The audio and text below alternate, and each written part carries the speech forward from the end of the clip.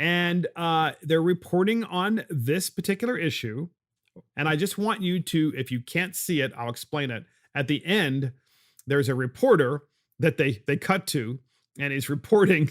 It's like he's reading talking points from the Democrat Party, but he looks totally dazed and confused. It's really kind of funny.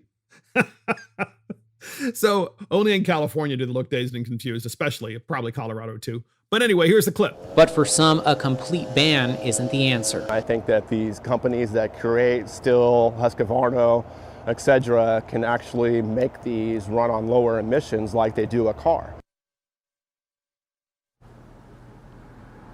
Now, cars are large producers of carbon dioxide, which is a greenhouse gas, but air regulators are concerned about the gases being emitted from these gardening tools, as they say they can be even more problematic. Reporting live in Santa Maria, I'm Alex Gonzalez, KSBY News. You know, one way to regulate the air in California, if you're really concerned about air quality in California, one way to regulate the air is to stop illegal immigration into California, because obviously California has a lot of problems, but one problem in particular is you have too many people.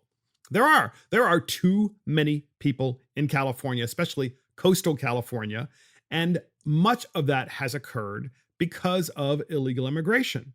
And the more people you have, the more lawns you have, the more lawn equipment you have. I mean, wouldn't you even look at that? But of course, no. Californians don't want to look at that. Certainly not the elected officials.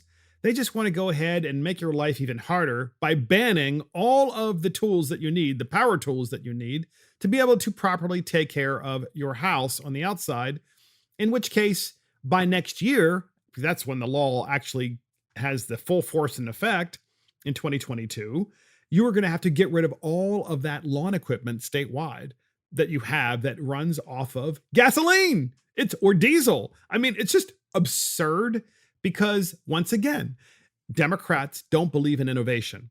Democrats believe in forcing solutions upon you, but they actually don't want innovation to take hold and there to be alternative ideas other than just the one way that they want to show you. So they have to ban the thing that you're using to make life even more miserable. So here's CBS 8 in San Diego reporting on some of the fines for violating the law in Encinitas, California. And of course, this law is going to have fines as well, the statewide law that's banning lawn mowers.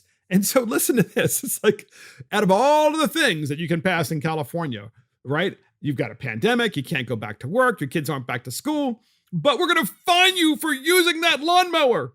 Here is the clip. In Encinitas, there are fines for those who violate the law.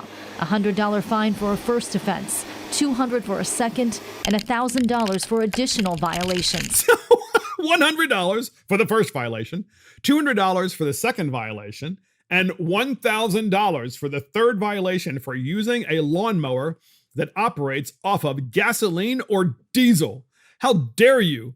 We're going to fine you because you are just a bad person. And you shouldn't be doing that, even though your kids aren't back in school, and even though you can't go back to work. We're going to fine you because that's what we do in California. Imagine like they're criminalizing the use of power equipment. That's really what this is. These are the dumbest people in America, without question, these legislators in California. At least they are this week. And that's the dumbest bill in America, banning lawn mowers in California. And that's it for Mark and the Millennials. Thank you for joining Mark and the Millennials. This is Mark Fisher. Thank you to our producer, Christopher Hopkins. Check us out on iTunes, Spotify, YouTube, Facebook, Twitter, Parler, Rumble, and our website. See you next time.